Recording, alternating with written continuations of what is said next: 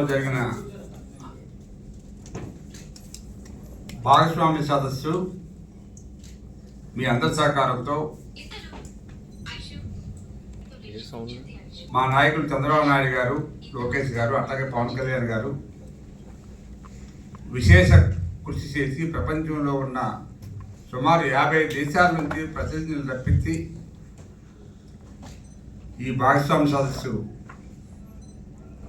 Davos కన్నా మించి బ్రహ్మాండంగా జరిపించి ఈ దేశంలోనే ఆంధ్రప్రదేశ్ ఓహో అనిపించే విధంగా చేసినందుకు ముఖ్యంగా మా నాయకులకు, ప్రభుత్వానికి, మీకు అందరికీ కూడా నమస్కారాలు తెలియజేసుకుంటూ, మరి ఈ సందర్భంగా మన రాష్ట్రంలో ఉన్న పరిస్థితులు ఏమిటి, ఎన్ని ఒప్పందాలు అయ్యాయి, ఎన్ని పరిశ్రమలు వస్తున్నాయి, ఎన్ని ఉద్యోగాలు వస్తున్నాయని చెప్పి ఇప్పటికే మీకు చాలామందికి ఇన్ఫర్మేషన్ ఉండే ఉంటుంది. మళ్ళీ ఒకసారి మళ్ళీ ప్రజలు ఎప్పుడూ కూడా ఈరోజు మాట్లాడింది 3 రోజుల తర్వాత మళ్ళీ మర్చిపోతారు. మనం ఏం చేసినా, మనం ఏం పెట్టినా అది మానవ సహజం. సో అందువల్ల మరొకసారి ప్రజల దృష్టికి ఈ విషయాలన్నీ జ్ఞాపకం చేద్దామని, ఈ ప్రభుత్వాన్ని సహకరించాలని మీ ద్వారా మరొకసారి కోరుతున్నాను. ముఖ్యంగా ఈ సదస్సు దాన్ని పెడదాం అనే ఉద్దేశంతో మొత్తం అంతా కూడా ఐటీ పరిశ్రమలు ఖాళీ చేసే సంగతి మీ అందరికీ తెలిసిందే. తద్వారా ఎంతోమంది ఉద్యోగాలు కోల్పోయారు. హైదరాబాదు, బెంగళూరు, చెన్నై వెళ్ళి మళ్ళీ అక్కడ ఉద్యోగాలు సంపాదించుకోవడం కోసం ప్రయత్నం చేసి చాలా ఇబ్బందులు పడ్డ సంగతి మీకు తెలిసిందే. అందువలన అటువంటి పరిస్థితి రాకుండా ఇప్పుడు మేము పెట్టిన సదస్సు ద్వారా పక్కాగా అమల్లోకి వచ్చిన ప్రాజెక్టుల గురించి చెప్తున్నాం. మీకు గూగుల్ శంకుస్థాపన చేసింది, డేటా సెంటర్ శంకుస్థాపన చేయడానికి రెడీగా ఉన్నాయి. ముఖ్యంగా మీకు తెలుసు, ఇది ఈజ్ ఆఫ్ డూయింగ్ బిజినెస్ అనే దానికన్నా స్పీడ్ ఆఫ్ డూయింగ్ బిజినెస్ అనే పద్ధతిలో ఈ రాష్ట్రం పనిచేస్తూ ఉంది. ఎవరు బిజినెస్ పెట్టాలన్నా ఇమీడియట్గా వన్ డిస్క్లోనే అన్ని పర్మిషన్లు ఇప్పించేసి ఈ పరిశ్రమను స్థాపించాలనే ఉద్దేశంతో పనిచేస్తుంది. మరి ఇందులో భాగంగానే అన్ని ప్రాంతాల్లో కూడా రకరకాల పరిశ్రమలు తీసుకొచ్చి ఆ ప్రాంతానికి సరిపడా పరిశ్రమలు ఏర్పాటు చేయాలనే ఉద్దేశంతో, ఉదాహరణకి మనం రాయలసీమలో తీసుకుంటే నాడు జూలాంగ్ వ్యాలీ పెట్టారు. మైక్రోసాఫ్ట్ వంటి టెక్ ఒకటి హైదరాబాద్ తీసుకొచ్చి అభివృద్ధిలో రాష్ట్రాన్ని ముందుంచిన సంగతి మీ అందరికీ తెలిసిందే, చంద్రబాబు నాయుడు గారు. ఆ విధంగా ఈరోజు రాయలసీమలో సుమారు ఇప్పటికే మెగా ఇంజనీరింగ్, రెన్యూ ఎనర్జీ, చింతా ఒకటి, సీల్ ఒకటి, బొందాడ, ఆస్థా, అదాని, JSW, టాటా, అయానా, ఎన్ని కంపెనీలు అన్నీ కూడా రెన్యూబుల్ ఎనర్జీగా అక్కడ స్టార్ట్ చేయాలని రాయలసీమలో పెట్టడానికి ప్రయత్నం చేస్తూ ఉన్నారు. దీని ద్వారా సుమారు ఆ ప్రాంతంలో విపరీతమైన ఉద్యోగ అవకాశాలు దొరుకుతాయి.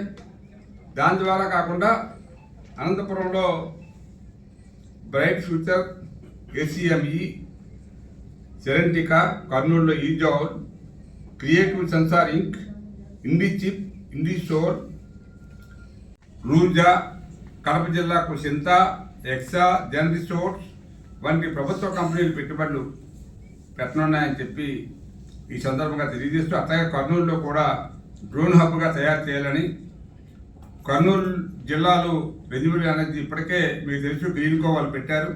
గ్రీన్ కో తర్వాత అతిపెద్ద ప్రాజెక్ట్ గ్రీన్ కో వాళ్ళది సుమారు 25,000 ఎకరాల్లో.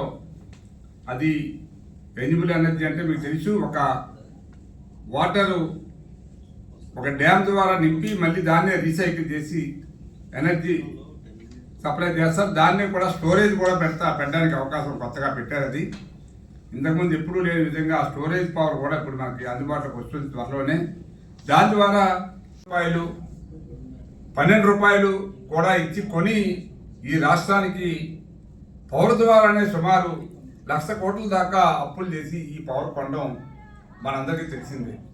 సో ఆ రోజు ఆ కంపెనీలు కానీ మనం యథావిధిగా కొనసాగిస్తే ఈవేళ మనం ఇంత పవరు అక్కడి నుంచి ఇక్కడి నుంచి మనం కూడా కొంత ఇబ్బంది పడి తెచ్చుకున్న పరిస్థితి వచ్చింది. ఇప్పుడిప్పుడే మనం పవర్ సర్ప్లస్లోకి ఇవన్నీ కూడా ఈ సోలార్ ఇవన్నీ కూడా విండ్ ఇవన్నీ మనం స్టార్ట్ చేస్తున్నాం కాబట్టి త్వరలోనే మనమే పవర్ అమ్మే పరిస్థితికి వస్తాం. అందువలన ఆ రోజున్న పరిస్థితిని గమనించుకొని ఈరోజు మన నాయకులు ఇవన్నీ కూడా ఎనర్జీ సెక్టార్లో ఇవాళ సోలార్ని మోస్ట్ విండ్ అండ్ సోలార్ని బాగా ఎంకరేజ్ చేస్తున్నారు. ఎవరైనా సోలార్ ఒక పవర్ ప్లాంట్ పెట్టుకుంటే ఇవాళ ప్రైవేట్కి అమ్ముకోవడానికి అవకాశం కూడా కల్పించారు. ఈ గవర్నమెంట్ పీపీపీ ద్వారా ఇంతకుముందు గవర్నమెంట్ పీపీపీ ఇచ్చినే పెట్టేవారు power plants, solar power plants. కానీ ఈరోజు ఎవరైనా మీకు అందుబాటులో ఉన్న కంపెనీలు, మీ దగ్గర ఉన్న కంపెనీలు ఎవరైనా మీకు అగ్రిమెంట్లు ఇస్తే మీ సోలార్ పవర్ ప్లాంట్ పెట్టుకోవడానికి ప్రభుత్వం ఇవాళ అనుమతి ఇస్తుంది. తద్వారా ఎంతోమంది సెల్ఫ్ ఎంప్లాయ్మెంట్ ద్వారా చిన్న చిన్న పవర్ ప్లాంట్లు కూడా పెట్టుకోవడానికి అవకాశం దొరుకుతుంది. కాబట్టి ఆ అవకాశాన్ని మరి వినియోగించుకోవాలని ప్రభుత్వం కోరుతా ఉంది. ప్రభుత్వం ఇప్పుడు చెప్పింది ఇంటికో ఉద్యోగం ఉండాలని. ఇంతకుముందు చదువుకున్న వాళ్ళు చాలామంది ఎన్నో ప్రాంతాలు వెళ్ళాల్సి వచ్చింది ఉద్యోగం కోసం. ఇక రాబోయే రోజుల్లో తప్పనిసరిగా విశాఖపట్నంలో దగ్గర ఇప్పుడు పెట్టే కంపెనీలన్నీ స్టార్ట్ అయితే అటు ఐరన్ కంపెనీ ఆర్సెల్మెట్లు కానీ ఈ 2-3 సంవత్సరాల్లోనే కలిగే అవకాశం ఉంది.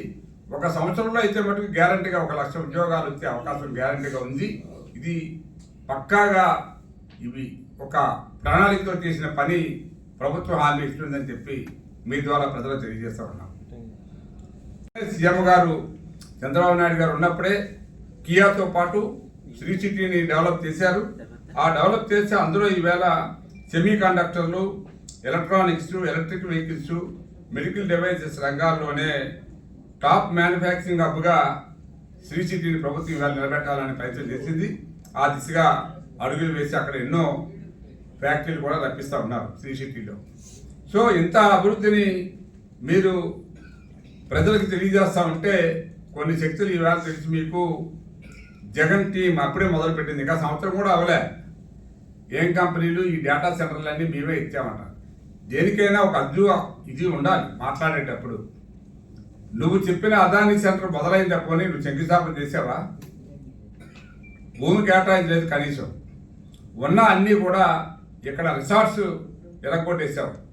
అక్కడ అమరావతిలో ప్రభుత్వ దీన్ని పడగొట్టావు, ప్రజావేదికని. ఆ వేదికతో మొదలుపెట్టి నువ్వు ఆల్మోస్ట్ అన్నీ కూడా ఎక్కడ పడితే అక్కడ నువ్వు ఈ పగలగొడ్డకైనా శంకుస్థాపన చేసావని చెప్పు.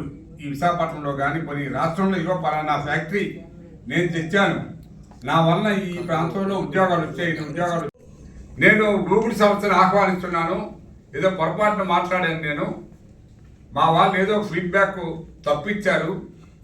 200 కాదు, అది బ్రహ్మాండమైన సెంటరు, అది ఈ రాష్ట్రానికే గర్వకారణం అని చెప్పి 4 కలుసుకొని మాట్లాడిన మాటలు మీ అందరికీ తెలిసే ఉంటాయి. అందుకనే జగన్మోహన్ రెడ్డి గారిని మేము కోరుతున్నాం, మీరు ఏదైనా డేటా తీసుకునేటప్పుడు ఒక సరైన, నువ్వు అధికారంలో ఉన్నప్పుడు 100 మంది అడ్వైజర్లు పెట్టావు. ఎందుకు చెత్త అంతా? ఒక మంచి అడ్వైజర్లు 4-5 పెట్టుకొని డేటా సంపాదించి నువ్వు మాట్లాడు, ప్రభుత్వానికి సలహా ఇవ్వు. ఆ ప్రకారంగా ప్రభుత్వం చేయకపోతే డెఫినెట్గా నువ్వు ఎంతసేపు మాట్లాడినా ప్రజలు హర్షిస్తారు. ఇవాళ చంద్రబాబు నాయుడు గారు ఉన్నారు, తీసుకోండి. మీరు గొప్పకన్నా ఏది కూడా ఊరికి విమర్శించారు. దాని మీద స్టడీ చేసి అంత వయసులో కూడా ఈవేళ టెక్నాలజీ స్టడీ చేయడంలో చెప్పాలంటే మనం అందరికన్నా ముందు చంద్రబాబు నాయుడు గారే ముందు ఉన్నారు. మనం అది నేర్చుకోవాలంటే కొంచెంసేపు ఒక అరగంట కూర్చొని చిరాకు వస్తుంది సిస్టమ్ ముందు. అదే ఆయన అయితే 24 గంటల్లో పని కానీ లేకపోతే 15 గంటల సిస్టంలోనే ఆపరేట్ చేసి ప్రభుత్వాన్ని నడిపించే కెపాసిటీ ఆయనకు ఉంది. ఈవేళ అంత టెక్నాలజీ ఎలా నేర్చుకుంటారో మాకైతే అర్థం అవుతుంది.